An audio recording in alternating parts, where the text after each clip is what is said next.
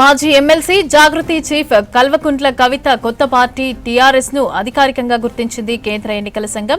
తెలంగాణ రక్షణ సేన పేరుతో కేంద్ర ఎన్నికల సంఘానికి అప్లికేషన్ పెట్టుకున్నారు కవిత. దీనికి అధికారికంగా ఆమోదం తెలిపింది ఎన్నికల సంఘం. అయితే ఈ నెల 25న తెలంగాణ రాష్ట్ర సేనగా పార్టీ పేరును ప్రకటించారు కవిత. అయితే రాష్ట్ర సేన కాకుండా తెలంగాణ రక్షణ సేన పేరుతో రిజిస్ట్రేషన్ కు అనుమతి ఇచ్చింది సిఇసి. ఇదే అంశానికి సంబంధించి మరిన్ని డీటెయిల్స్ శ్రీనివాస్ అందిస్తారు. శ్రీనివాస్, కవిత పార్టీ ఈసీ గుర్తింపుకి సంబంధించిన అప్డేట్స్ ఏంటి? 5వ తారీఖున కవిత ప్రకటించిన పేరేమో తెలంగాణ రాష్ట్ర సేనగా ప్రకటించారు. కానీ ఇప్పుడు ఎన్నికల సంఘము అనుమతి చూస్తే తెలంగాణ రక్షణ సేనగా ఇచ్చారు. అంటే కొంత టెక్నికల్గా కొన్ని సమస్యలు ఎదురైనట్టున్నాయి. మరి కాసేపట్లో మనకు పూర్తి వివరాలు వస్తాయి. ఎన్నికల సంఘం ఇచ్చినటువంటి రిజిస్ట్రేషన్లో ఏ పేరుంది, గతంలో ఆమె రాష్ట్ర సేనగా కావాలని చెప్పి ఎన్నికల సంఘాన్ని అడిగినప్పుడు అది కాకుండా రక్షణ సేన ఎందుకు ఇచ్చారనేది మనకు మరి కాసేపట్లో వివరాలు అందేటువంటి అవకాశం ఉంది. మొత్తానికైతే తెలంగాణ రక్షణ సేన కొత్త ప్రాంతీయ పార్టీ అయితే పురుడు పోసుకుంది. ఈ నెల 25వ తారీఖున వాస్తవానికి తెలంగాణ రాష్ట్ర సేన అంటే టీఆర్ఎస్, ఇది కూడా టీఆర్ఎస్ఏ. సో అర్థం వచ్చేలా మొత్తానికైతే ఒక ప్రాంతీయ పార్టీ వచ్చిందని చెప్పుకోవాలి. అయితే గత కొన్ని రోజుల నుంచి కూడా ఇటు బీఆర్ఎస్ నేతలు కవిత పార్టీపై విమర్శలు చేస్తున్నారు. సోషల్ మీడియా వేదికగా కొన్ని ఆరోపణలు విమర్శలు అయితే చేస్తూ వస్తున్నారు. అయితే ఈ 2-3 రోజుల నుంచి టీఆర్ఎస్ పార్టీ అంటే టీఆర్ఎస్గా చేసుకోవాల్సి ఉండే, కానీ ఈలోపు కవిత తెలంగాణ రాష్ట్ర సేనగా టీఆర్ఎస్ను పార్టీని ప్రకటించుకుంది. సో ఎట్లా ఏంటనే దాని మీద బీఆర్ఎస్లో గత కొన్ని రోజుల నుంచి ఒక చర్చ అయితే జరుగుతుంది. సో ఫైనల్గా కేంద్ర ఎన్నికల సంఘం అనుమతి ఉందా లేదా కవిత పార్టీకి అనేటువంటి చర్చ బీఆర్ఎస్ వర్గాల్లో జరిగింది. అటు బీజేపీలోను కాంగ్రెస్ పార్టీలోనూ కొంత రాజకీయం మీద అవగాహన ఉన్నటువంటి వాళ్ళందరూ కూడా చర్చ జరిగింది. ఇంకొక వైపు తెలంగాణ రాష్ట్ర సేనగా ఉన్నాక కింద మనం లైన్లో చూస్తే అసోసియేషన్ అని ఉంది.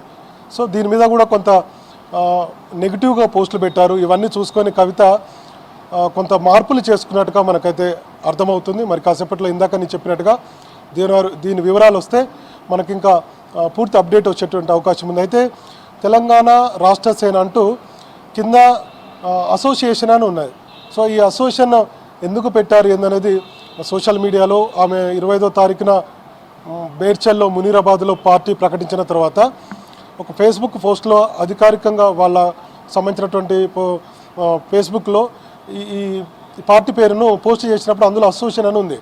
సో అది ఎందుకు అసోసియేషన్ అని ఉంది, పార్టీ పూర్తి స్థాయిలో రిజిస్ట్రేషన్ కాలేదా లేదంటే ఇంకేమైనా టెక్నికల్గా ప్రాబ్లమ్స్ ఉన్నాయా అనే దాని మీద కూడా చర్చ జరిగింది. సో ఫైనల్గా కొన్ని సాంకేతికమైనటువంటి సమస్యలను అధిగమించి పేరు మారినప్పటికీ తనకు టీఆర్ఎస్ అనే పేరుతోటే కావాలి అని చెప్పి కవిత రిజిస్ట్రేషన్ చేసుకున్నట్టుగా తెలిసింది. అందులో భాగంగానే ఆమె పార్టీకి తెలంగాణ రక్షణ సేనగా రిజిస్ట్రేషన్ చేస్తూ కొద్దిసేపటి క్రితం అనుమతినిస్తూ దానికి సంబంధించినటువంటి డాక్యుమెంట్స్ను కూడా కవిత కార్యాలయానికి చేరినట్టుగా తెలిసింది.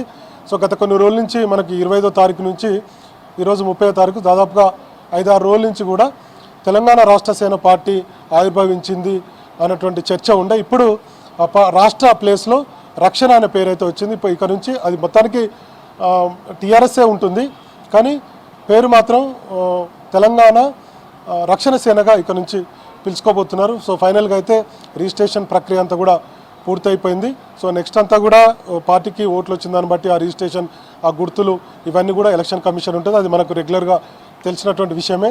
సో ఫైనల్గా ఈ పేరు పట్ల సో ఇంకా బీఆర్ఎస్ అయితే రియాక్ట్ కాలేదు. కొంతమంది బీఆర్ఎస్ వాళ్ళు ఫిర్యాదు చేశారు కేంద్ర ఎన్నికల సంఘాన్ని అంటూ వార్తలు కూడా వచ్చాయి. నేను ఉదయం మాజీ ఎంపీ వినోద్ కుమార్తో ఫోన్లో కూడా మాట్లాడాను. సో ఈ వార్తల పట్ల దీని మీద వాళ్ళైతే ఇంతవరకు ఫిర్యాదు చేయనట్టుగా చెప్పారు. ఎందుకంటే ఎలక్షన్ వ్యవహారాలన్నీ కూడా మాజీ ఎంపీ కరీంనగర్ ఎంపీ వినోద్ కుమారే ఇవన్నీ కూడా చూస్తూ ఉంటారు. మేమైతే బీఆర్ఎస్ నుంచి ఎటు ఫిర్యాదు చేయలేదు. గతంలో దేశంలో చాలా పార్టీలు వచ్చాయి, బీజేపీ పేరు మీద కూడా చాలా పార్టీలు ఉన్నాయి. తర్వాత ఇందిరాగాంధీ కాంగ్రెస్ ఈ పార్టీ పెట్టిన తర్వాత చాలా పార్టీ పేర్లు వచ్చాయి. తర్వాత బీఆర్ఎస్ ఆల నరేంద్ర టీఆర్ఎస్ పేరుతోని ఇట్లాంటి పేర్లు చాలా వచ్చాయి. సో కోకల్లలుగా ఉంటాయి పేర్లు.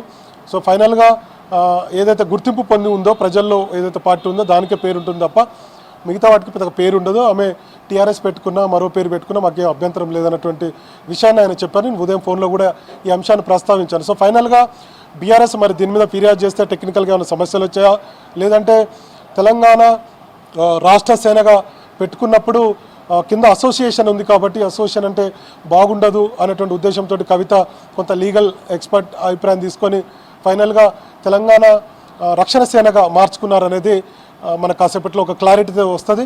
సో ఎందుకంటే ఇప్పటివరకు మనకు ఉన్నటువంటి సమాచారం కవిత ఆఫీస్ నుంచి వచ్చినటువంటి సమాచారం ఏంటంటే పార్టీ పేరు రిజిస్ట్రేషన్ అయింది. సో దానికి సంబంధించినటువంటి అనుమతి ఇస్తూ కొన్ని డాక్యుమెంట్స్ కూడా మా ఆఫీస్కి అందాయి.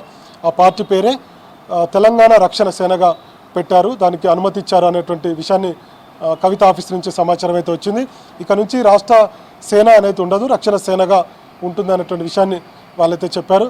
సో ఫైనల్గా తెలంగాణ రక్షణ సేనగా టీఆర్ఎస్ పేరు ఉండబోతుంది. ఇక బీఆర్ఎస్ అయితే టీఆర్ఎస్గా మార్చుకునేటువంటి అవకాశం అయితే ఉండకపోవచ్చు. ఎందుకంటే ఒకవైపు కవితనే టీఆర్ఎస్ పార్టీ పెట్టుకున్న తర్వాత మళ్ళీ బీఆర్ఎస్ టు టీఆర్ఎస్ కాదనేది లీగల్ ఎక్స్పర్ట్ చెప్తున్నారు. గతంలో కేసీఆర్ కూడా ఒక ఛానల్కి ఇంటర్వ్యూ ఇచ్చినప్పుడు కూడా ఈ ప్రకటన చేశారు.